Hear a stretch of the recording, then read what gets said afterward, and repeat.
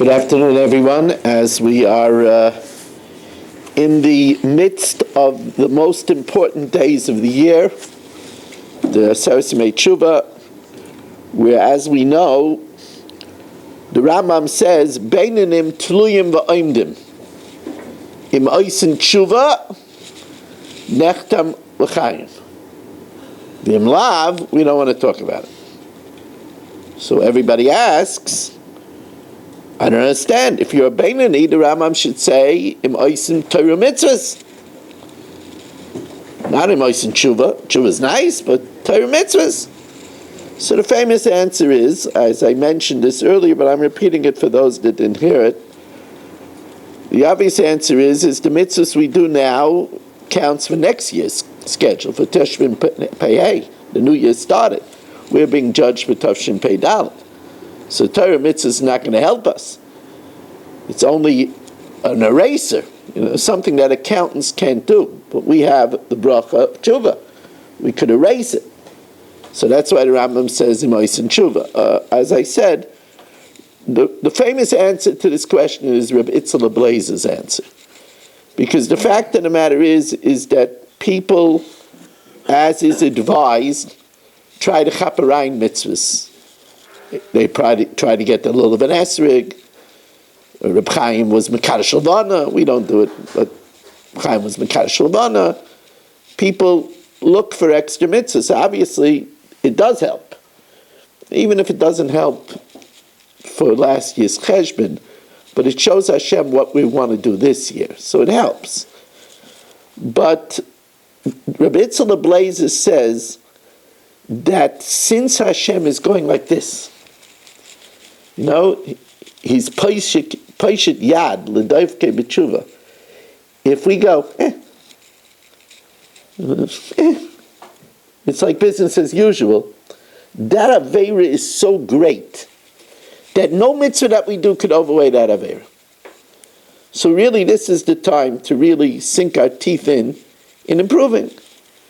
And of course, in Torah, learning Torah is the best thing. It's Megid Matzai. They asked Rav Steinman, what's a skula for this time of the year? So Rav Steinman says the best skula is to learn Torah. That's the best skula. So the more we can learn Torah, the better. That's why we're recording now, because tonight we have the special Yom Kippur share. Yom Kippur Gems 5785 is tonight after the daf, which is at 8 o'clock. So now we're in the easy parak of Ezel Neshech. And if you believe it's easy, for Gedalia it's easy, but for people like me, it's if you believe it's easy, then I could sell you a bridge in every borough. So now what we're going to talk about is what we call Iska. What's Iska? One second. We're up to Dalet, right? Gimel? Oh yeah, Gimel, right. So this Mishnah talks as follows. Machalayas asada. I sell Gimel. Machalayas asada. I sell Reb Yaakov a field. V'nasan like miktas damin, and the field is $10,000. He gives me $5,000. So I tell him, look, the field is yours. Whenever you pay me the remainder of $5,000, you could, come and get the key to the door, to the gate. Whenever you want to take possession of it, bring the other $5,000, the other $5,000. V'tala shalach. In this case, Aser, in the meantime, it's forbidden for either of us to use the fruits of the field. Why?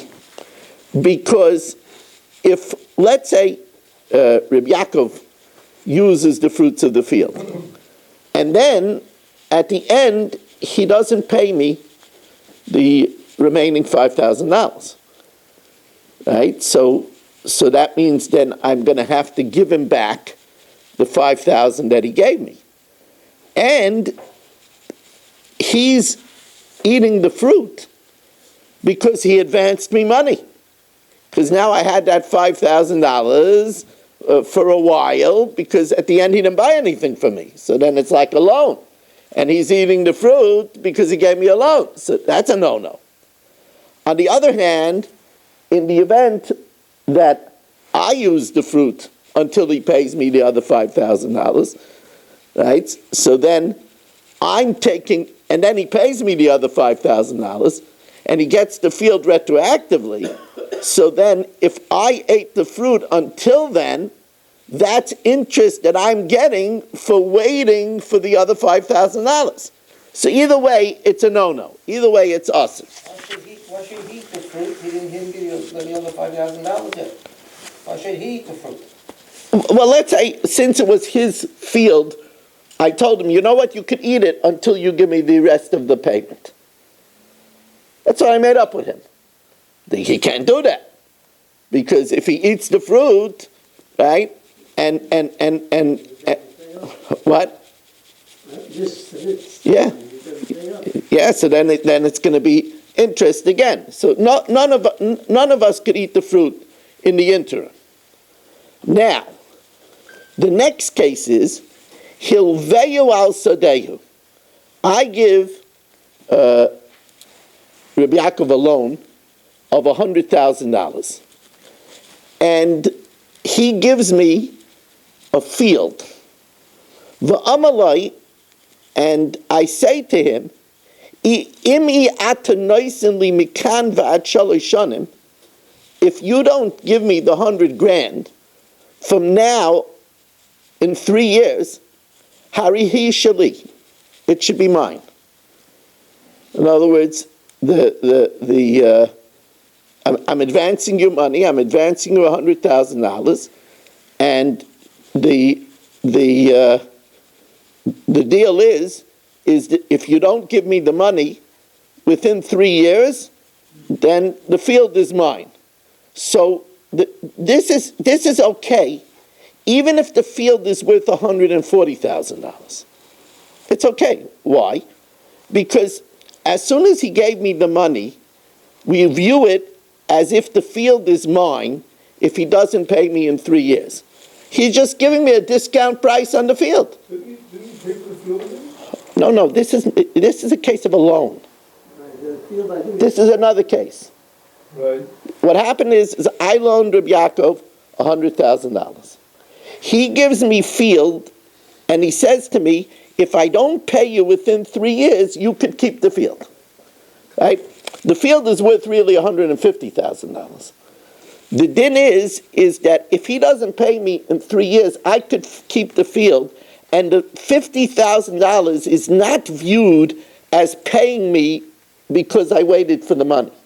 Rather, it's construed as if he sold it to me right away in the beginning. And he sold it to me at a reduced price. That he could do. And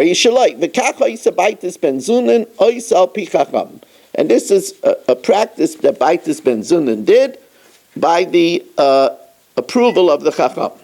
Now, the next Mishnah opens up a sugya which is discussed throughout Shas, so it's very good to know this. This is the sugya of Iska. Iska is where, it's a sugya of Iska.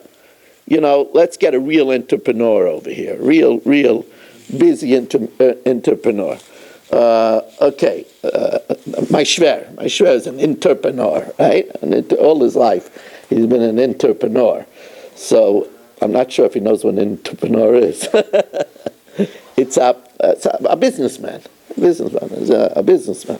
That he understands. Yeah, as a businessman. So what happens is he has schleira. Let's say he has 1,000 fancy chess sets. Now he's busy.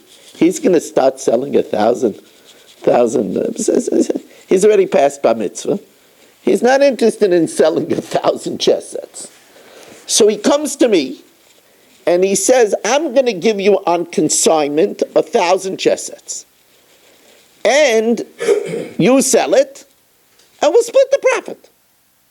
He gives me the hard job of selling it. You do whatever you want to sell it, and we'll split the profits. Now, the arrangement is that we split the profits, but he doesn't want to take the responsibility for all the loss. If I mess up, he doesn't want to take it. He doesn't want to. He's a businessman, as I told you. He says, we'll split the profits, and we'll split the loss. That's a fair man. He's a fair man. He's a good shver. Split the profits and split the loss. So the way it's called is it's considered a chatzi iska v'chatzi milva. It's considered that half of it is his, right? That he's going to make the profit, and half of it is a loan to me. So for the loan, I'm responsible. That's a chatzi iska, the chatzi milva. The problem is there's still a problem of ribbis. Because since 500 chess bets he gives me as a loan, right? So then the fact that I'm managing the whole business, all 1,000, is ribbis for the loan that he gives me. That's a problem. That's a problem. So how do we solve that problem? We solve that problem by him paying me a managing wage for his half. So by him paying me a managing wage, so then I'm not giving him interest by dealing his, so he gives me a managing wage for his 500 chess sets. So let's see that inside.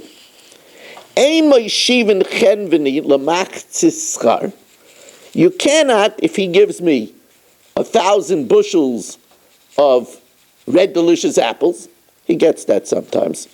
If he gives me 1,000 bushels of red delicious apples, we cannot do it for half profit and half loss. Or he hands me $5,000 and he says, buy the best pink lady apples and we'll split the profits. Unless he pays for my managing his half, he pays me a wage. Because otherwise, my managing his half is interest on the half that he gives me to make the profit. Similarly, my shver is a jack of all trades. If he gives me a bunch of chickens, kaparas time, he's involved in chickens, So, he can't give me chickens to split the profits. Or he cannot evaluate calves and foals or colts. When he evaluates it, he's saying that therefore I'm responsible for half. So he cannot do a splitteroo unless he pays me a wage for taking care of his half and and the feed. But if I don't take, if in the event that I'm not responsible for half, or if I'm not responsible for half, then that cancels the problem of the ribbis. If I'm not responsible, so if he didn't give me, he didn't evaluate them, just I could accept the calves and the foals and raise them to split the profit. Since I'm not accepting any responsibility, so therefore, since I'm not accepting any responsibility, that kills the problem of the ribbis. And this is just how long I accepted to raise them. So he could say raise them until adulthood. No, I'm not raising them to adulthood. I have to raise them only until they're the third of their maturity. V'chamor, if he gives me donkeys, there I have to break them in acheteta enes until they're able to carry a burden. I have to break them in until they know how to be mekabel an oil. Okay, Rabbi say, if you found this hard, then you're completely 100% normal. Reb Chanani ben Kasha Amar